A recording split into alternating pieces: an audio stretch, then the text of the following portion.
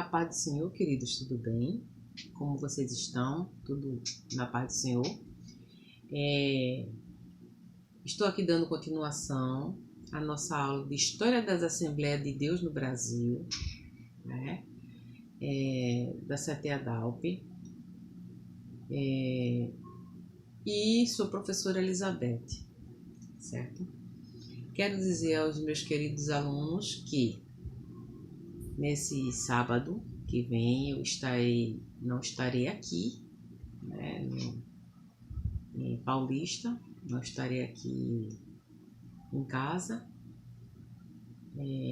sentirei impossibilidade de estar fazendo aula ao vivo, porém nós estamos aqui gravando essa aula para que vocês possam assistir e também mandarei para o WhatsApp de vocês os slides que vocês vão observar, certo? Queridos, dando continuidade às nossas aulas, nós queremos dizer aos irmãos que estávamos dando início falando sobre quando começamos a falar sobre a história das Assembleias de Deus no Brasil, começamos numa trajetória do movimento pentecostal, definindo sobre o pentecostalismo e o dia de Pentecostes. Então, seguindo em frente, nós sabemos que falamos de como foi que houve, não é? Como foi que partiu no século XX o movimento pentecostal no mundo. Nós estudamos sobre a Rua Azusa e observamos como foi o trabalho dos missionários, né? Ali, ou seja, o trabalho dos irmãos que estavam ali na Rua Azusa, que na realidade começou na Bonnie Brae, quando estavam cheios do Espírito Santo, quando de repente eles estavam sem um lugar que pudesse comportar todos os irmãos que estavam ali, devido ao grande crescimento do movimento pentecostal. E eles procuraram a Rua Azusa, né? E conseguiram o templo, e vocês vão conseguir visualizar nos slides sobre tudo que tem na aula anterior e na outra aula, que foi um vídeo que eu mandei para vocês sobre a Rua Azusa. Dando continuidade, nós vamos começar a falar dos missionários do Brasil, dos missionários que foram mandados por Deus para o Brasil. Quem são esses missionários? Esses missionários foram Gunnar Wing e Daniel Berg. Como eu tinha dito a vocês, que é muito interessante a gente observar toda a trajetória, né? Nós estávamos falando aqui em Emílio Conde e eu estava lendo aqui sobre a trajetória do pioneiro, né? Gunnar Wing. Então, o que acontece? Nós estávamos vendo o quê? A vida de Gunnar Wing. Nós sabemos que ele era sueco, né? Que ele nasceu em Österhusby, ele nasceu na Suécia em 8 de agosto de 1879, né? Seu pai era crente, jardineiro, família crente.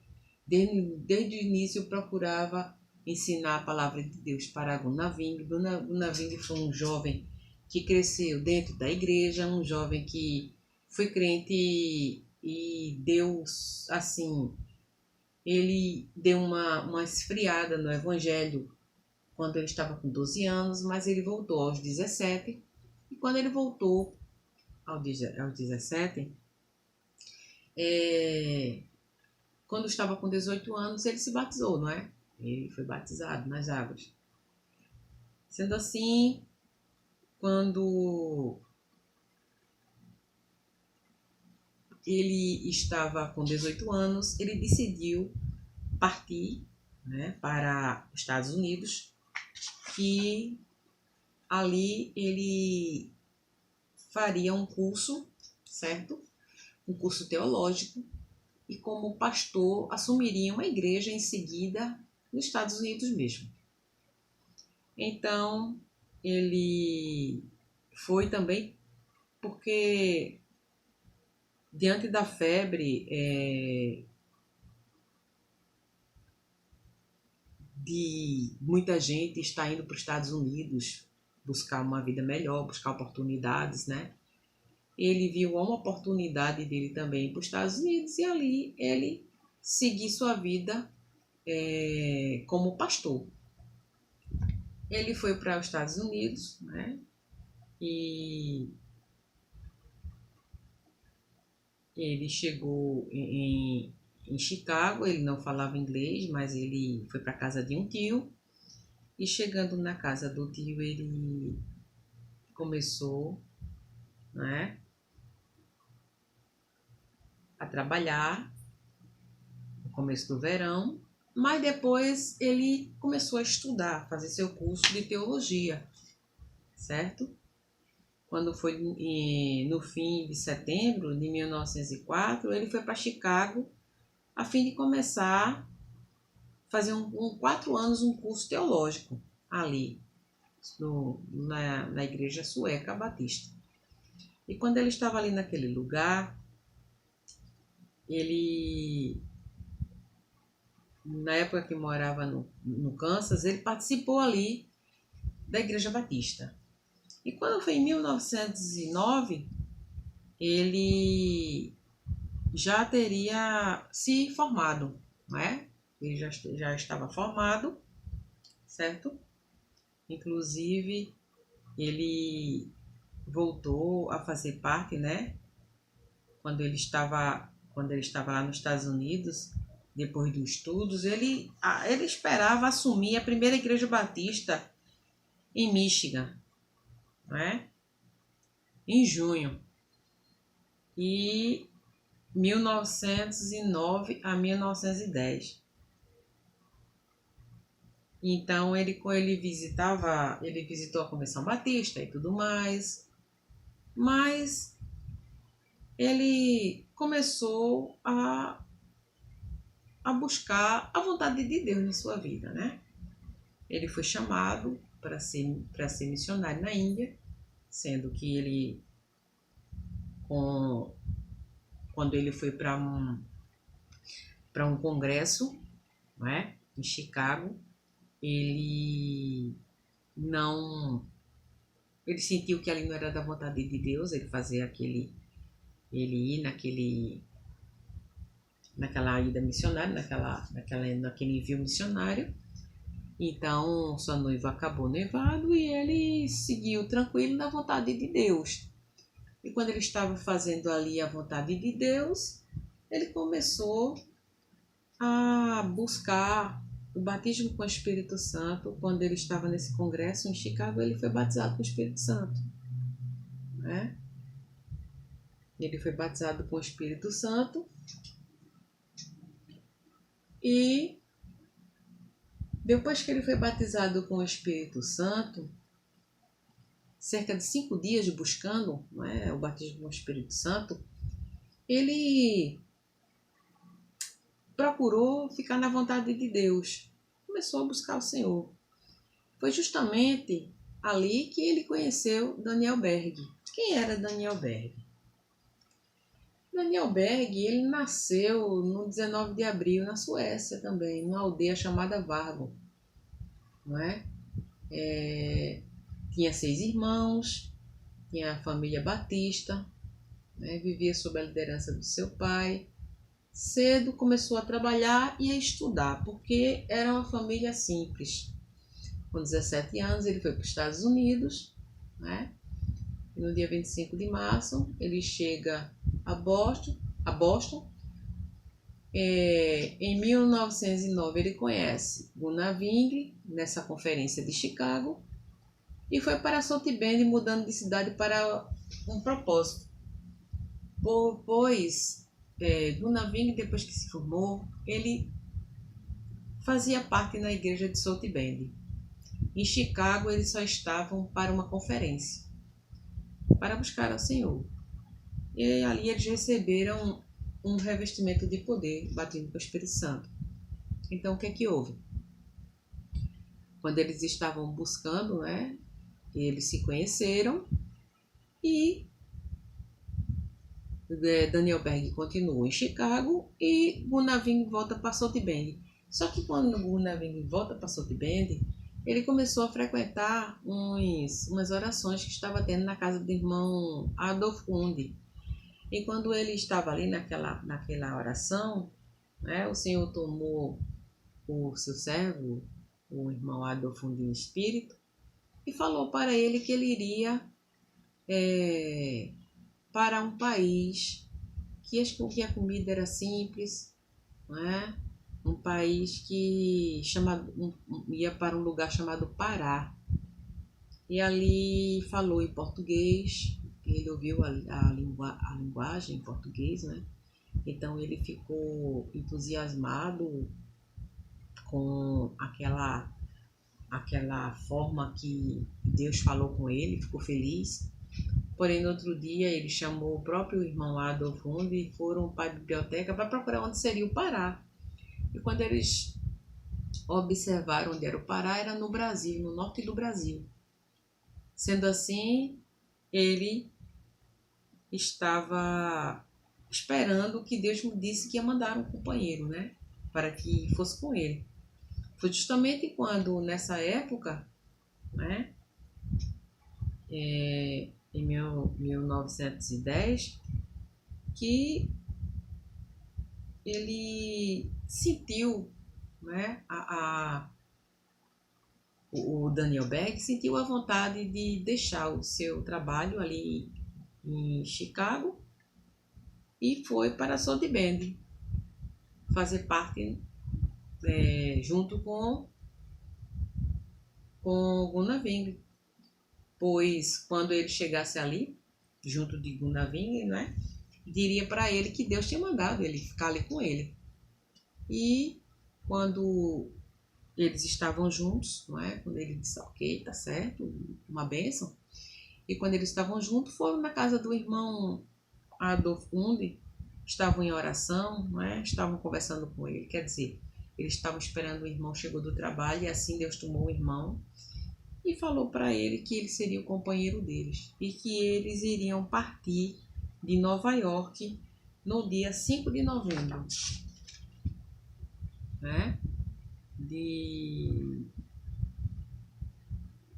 Que eles iriam partir de Nova York, dia 5 de novembro, certo?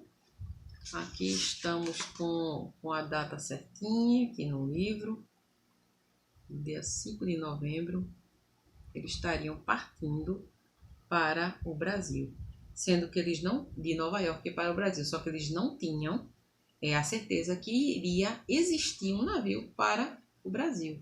Então, o que houve? Eles não tinham nenhum dinheiro para comprar passagem, mas o Senhor providenciou o dinheiro para eles, né?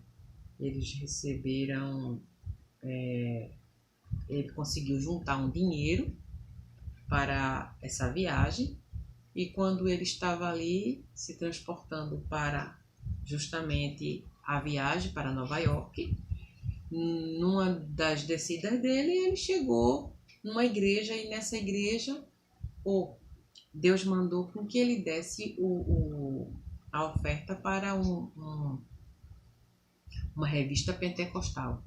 E ele deu a oferta, lutou muito com o Senhor, porque era um dinheiro que era preparado para a viagem, mas ele deu a oferta. Mas quando foi numa igreja, visitar uma igreja para se despedir dos irmãos, a igreja do irmão, do pastor B.M. Johnson, ele, quando chegou lá, recebeu uma oferta 4 vezes maior, foi que ajudou que eles pudessem pegar o navio para vir para o Brasil. Só que esse navio não tinha certeza de partir nesse dia. Então, o que é que acontece? Eles vão para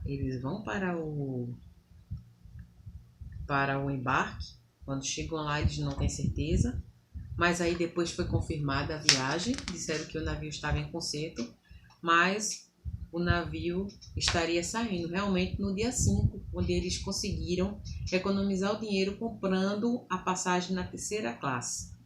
E eles tinham uma situação muito precária na terceira classe, né?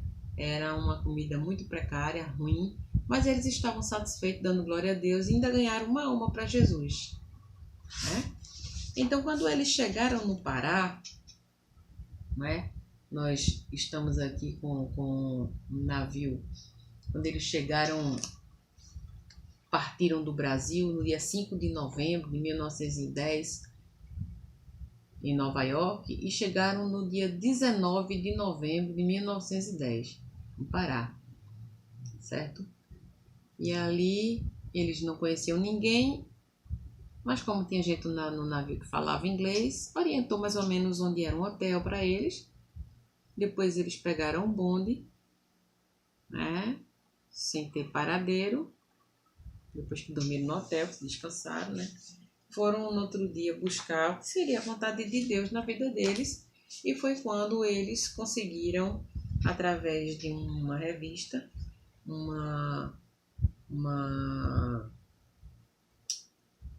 um endereço de um pastor, um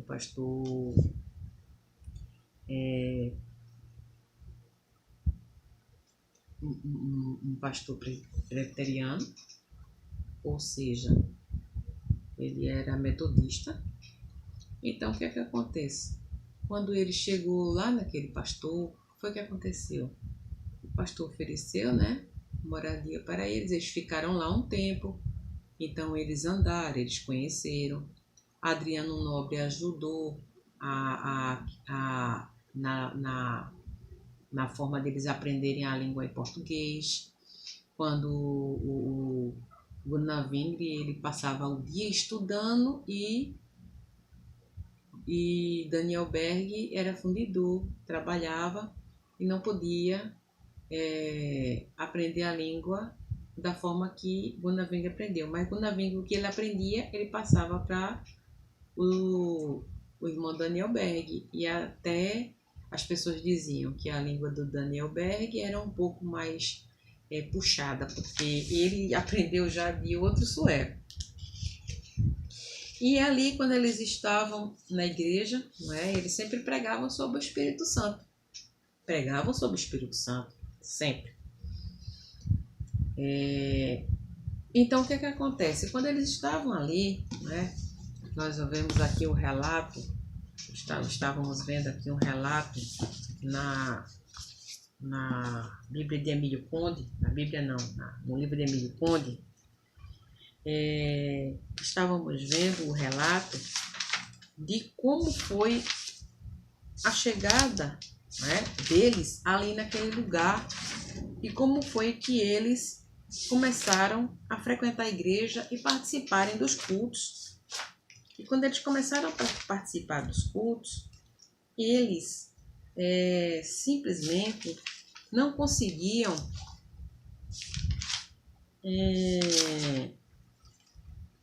o pastor, para onde eles foram, não deu assim, disse para eles não pregarem sobre o batismo com o Espírito Santo pelo fato dele, assim, ser assim, alguns irmãos poderem não aceitarem, né? Por ter problemas entre os irmãos de discórdia. Uns aceitam, outros não aceitam. Então ele pediu para eles não pregarem sobre o Espírito Santo, não é? Mas ele começou a explicar dentro da Bíblia, a mostrar dentro da Bíblia, não é, como seria o batismo com o Espírito Santo. Então, quando eles começaram a falar sobre o Espírito Santo ali dentro da palavra, houve os irmãos conferiam e aceitavam, achavam a bênção.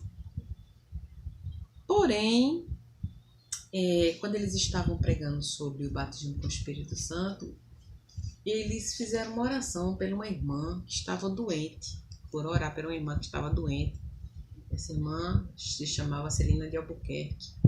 Ela estava doente da boca, oraram por ela e ela ficou boa. E essa irmã começou a buscar o Senhor. Né?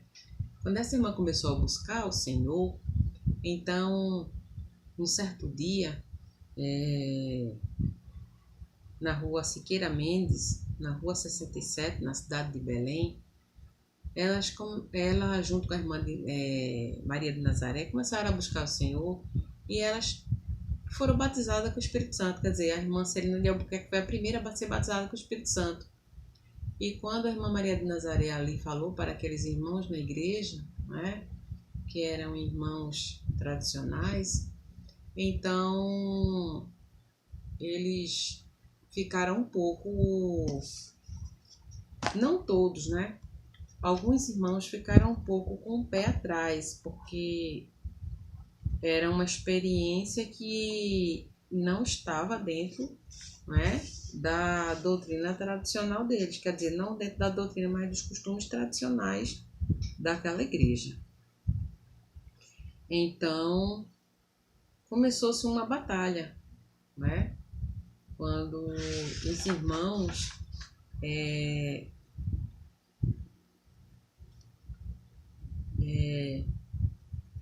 teve alguns irmãos que assim deram apoio, não é, às irmãs, mas o irmão Raimundo Nobre, não é, ele não era pastor, mas naquela época a igreja estava sem pastor, então ele tomou a frente, fez uma reunião e pediu para que os irmãos que acreditassem no Espírito Santo, que crescem naquele movimento pentecostal, naquela doutrina pentecostal, levantasse e saísse. Então, 18 irmãos, apesar de serem a maioria, saíram da igreja e assim ficaram fazendo culto na casa da irmã Celina de Albuquerque, porque foram expulsos da igreja como pentecostais, né, que não eram aceitos, e chamaram o Naving e Daniel Berg para serem pastores deles. E assim surgiu a Assembleia de Deus, não é? No ano, aqui nós podemos ver certinho, 18 de junho de 1911. Foi aquele dia que foi fundada a Assembleia de Deus no Brasil, que na realidade tinha sido, no início não tinha o nome Assembleia de Deus, né? Como nós já dissemos para vocês, que o nome era a Fé Apostólica, né? E a Fé Apostólica virou Assembleia de Deus, depois, no ano de 1914. Então, nós temos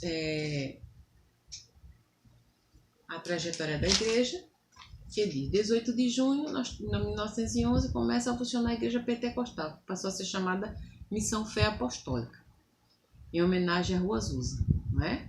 Em 1913, Gunnar-Ving Daniel Berg se torna missionário registrado na igreja de Filadélfia do pastor Levis Petrus, na Suécia, em Estocolmo, que é justamente quando eles viajam para a Suécia, né, em 1913, e eles são adotados como missionários na igreja de Estocolmo, né, na igreja do pastor Levis Petrus, né?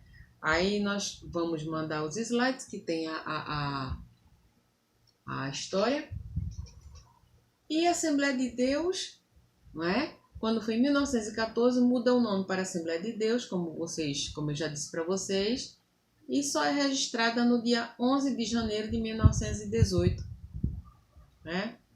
No número de ordem 131.448, sob o nome Estatuto Sociedade Evangélica Assembleia de Deus, número de ordem 21.320, no protocolo número 2. Certo? E nós tivemos como os primeiros obreiros separados para o ministério nós tivemos o irmão Absalão Piano, foi escolhido para o Ministério Pastoral, presidido por Gunaving, né, em fevereiro de 1913, em Rio Preto, Tajapuru, no norte. O segundo foi Isidoro Filho, que exerceu seu ministério na Estrada de Ferro, em Bragança.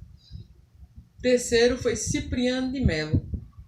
Quarto, Pedro Trajano. E quinto, Adriano Nobre. Adriano Nobre é aquele que ajudou os missionários, não é? Então, houve as primeiras perseguições, não é? As primeiras perseguições começaram a existir. Como vocês sabem, a igreja sempre foi perseguida. Não foi a partir do momento que os missionários chegaram, certo? Não foi a partir do momento que os missionários chegaram que eles começaram a serem perseguidos. A igreja sempre foi perseguida. Como vocês viram na história da Rua Azusa, vocês observaram que ali a igreja era extremamente perseguida pelo fato de serem pentecostais.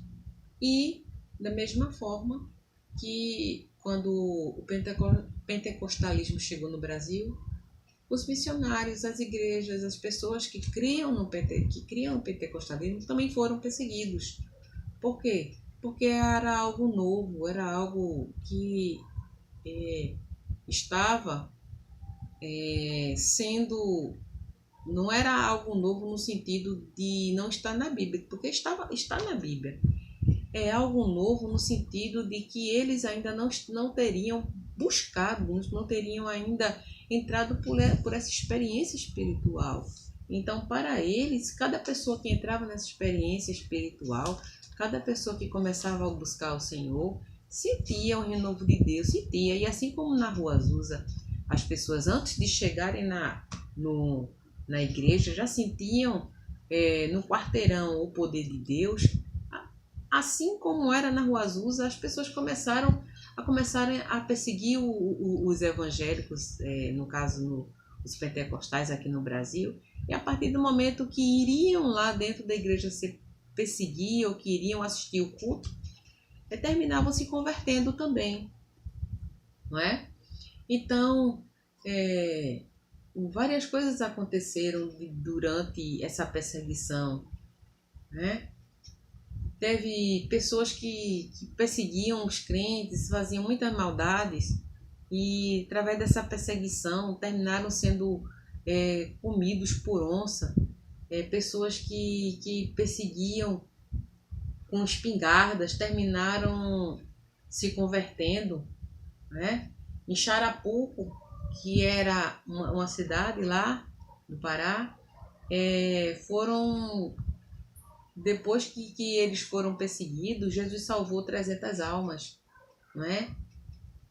Então, em Catipuru teve prisões, você sabe que esses nomes assim são nomes indígenas, porque o Brasil foi fundado, não é? Aqui tinha muitos índios.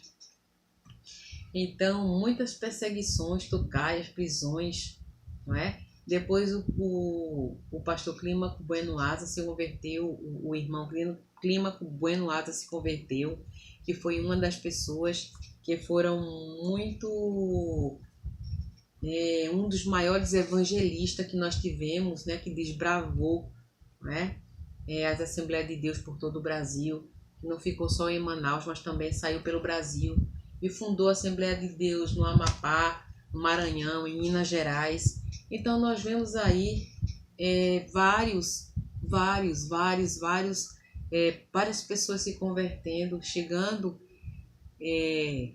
a estarem passando pela própria perseguição pela qual perseguiram, né? Mas concluíram que a vontade de Deus era o mais importante na vida deles, ok? Então, quando for para a semana, nós vamos começar a falar sobre outros missionários que vieram para o Brasil para dar um apoio missionário a Gunaving Daniel Berg, porque eles precisariam, não é, de mais missionários para pregarem pelo Brasil. O primeiro missionário que foi enviado do Brasil para fora, para outro país, foi o irmão José Plácido da Costa, que foi mandado para Portugal, onde anunciou também a mensagem pentecostal no dia 4 de abril de 1913. E a igreja só tinha 2 anos nessa época, não é? Então, nós tivemos a primeira escola bíblica, que foi no dia 4 de março. Dia 4 de março a 4 de abril. Naquela época, as escolas bíblicas eram enormes, né? Passava muito tempo, passavam mais ou menos um mês. Então, que foi em 1922, na cidade de Belém. A segunda foi dia 24 de março de 1900, dia 24 de março a 28 de abril de 1924. A terceira escola bíblica foi no dia 24 de outubro, de 7 de novembro a 1927, né, junto com a decisão de criar a Caixa das Viúvas dos Obreiros. Então a igreja começou a se desenvolver. A igreja começou a desenvolver o seu trabalho aqui no Brasil, né? Então nós temos aí um grande desenvolvimento que veio através de 2 jovens que não foram mandados por ninguém a não ser por Deus. Mas o Senhor sempre falou para eles que não ia desamparar. Sempre falou que supriria todas as necessidades, que não deixaria faltar nada. E foi o que aconteceu. Eles vieram para o Brasil, foram jovens que creram na mensagem pentecostal, que pessoalmente não fizeram parte na Rua Azusa, mas conheceram a Rua Azusa, conheciam a mensagem pentecostal, conheciam o poder de Deus e começaram a buscar o poder de Deus. E aqueles que buscam o poder de Deus encontram. Aqueles que buscam, a Bíblia diz que recebe. Aqueles que pedem, recebem. Aqueles que buscam, encontram. Então, muitas pessoas não buscam, muitas pessoas não estão assim muito preocupadas de receber o poder de Deus na vida. Até porque existem pessoas que vivem uma vida completamente material, não é? Uma vida que não está muito ligada ao espiritual. Eu não quero dizer com isso que todas as pessoas, né, que hoje não é batizada com o Espírito Santo, que sejam pessoas que sejam carnais, de forma alguma. Eu só estou dizendo que quando a gente busca mais profundamente ao Senhor, se a gente crê no batismo, se a gente procura, se a gente busca, a gente encontra. Com certeza Deus não vai deixar que a nossa fé e que a nossa esperança nele seja abalada ou passe desapercebida. Porque o Senhor falou que ele iria, mas iria enviar um consolador. E que esse consolador, né, viria, né, e que iria estar nos nossos corações, ardendo nos nossos corações. E João falou: eu batizo com água, mas